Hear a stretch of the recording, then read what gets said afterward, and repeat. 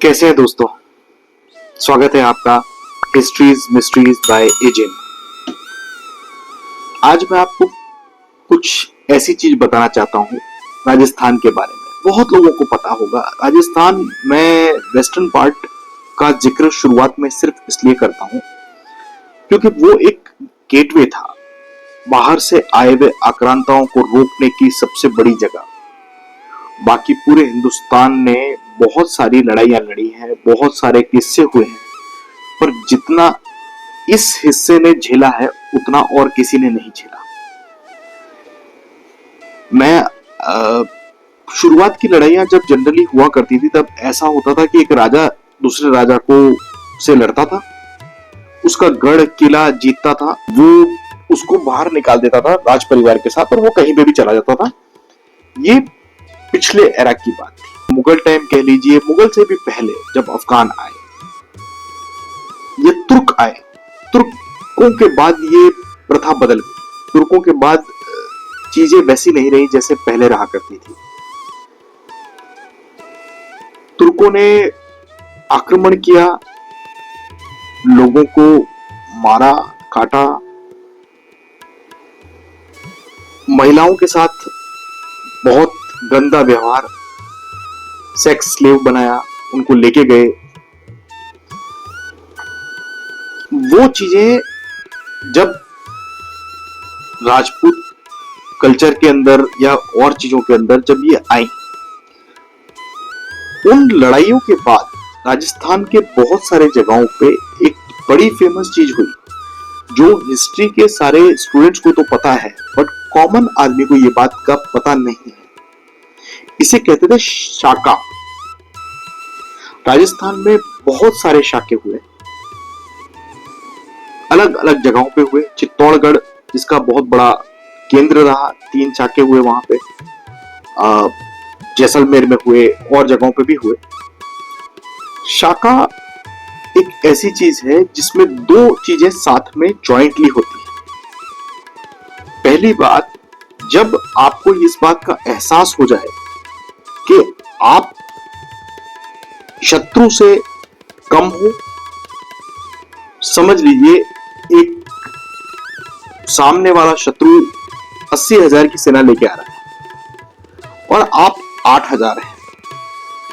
आपको पता है आप कुछ भी कर लेंगे, आप उनसे नहीं जीत पाएंगे। ये इस तरह की लड़ाइयां जनरली क्या होती थी कि वो किलों के अंदर होती थी।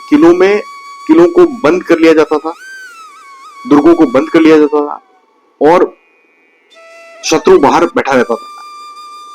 अंदर बहुत सारी सुख सुविधाएं होती थी, जब तक चलती थी तब तक चलती थी।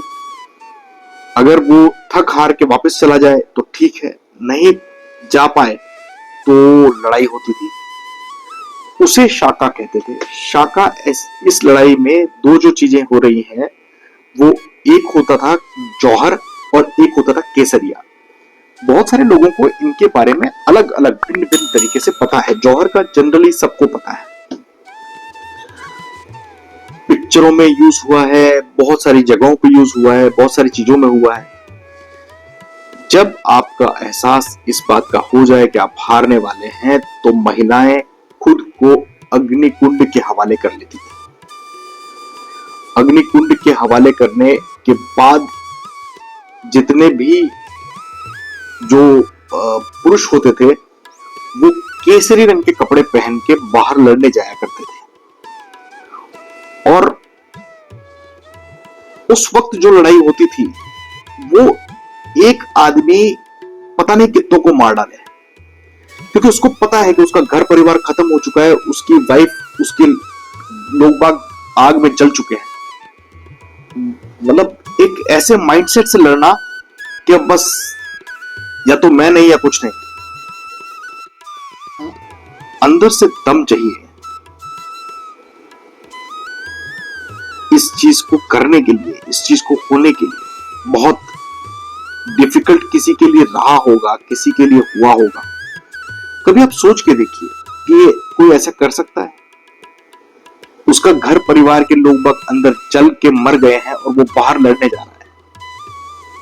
उसको पता है कि वो बहुत कम है और उसको ये पता है कि बस आज मैं मारूंगा तो कम जितने ज्यादा लोगों को मार सकूं, मार के फिर मर जाऊंगा।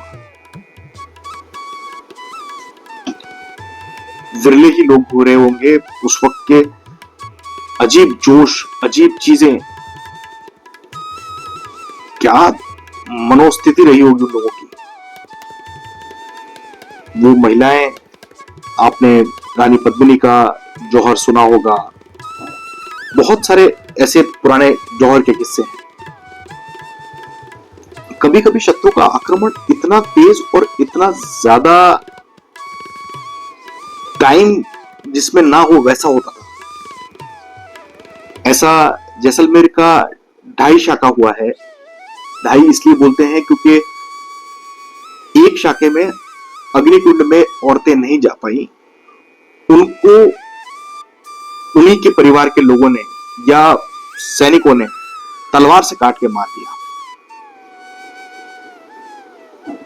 तो वो जो जौहर नहीं हो पाया पर केसरिया हुआ। हिस्ट्री बहुत अजीब है, बहुत सारे ऐसे किस्से हैं। आपको अगर कहानियां अच्छी लगती हो, जो मैं सुनाता हूं वो पसंद आता हो, तो प्लीज लाइक एंड सब्सक्राइब। मैं आता रहूंगा कुछ ना कुछ ऐसा नया लेके, कुछ ना कुछ पुराना लेके, सॉरी नया तो नहीं कह सकता, पर पुराना लेके जो आपके लिए नया होगा, जो आपको अलग लगेगा। आप इन सब चीजों के बारे में मेरे अलावा भी नेट पे हर जगह पे रिसर्च कर सकते हैं।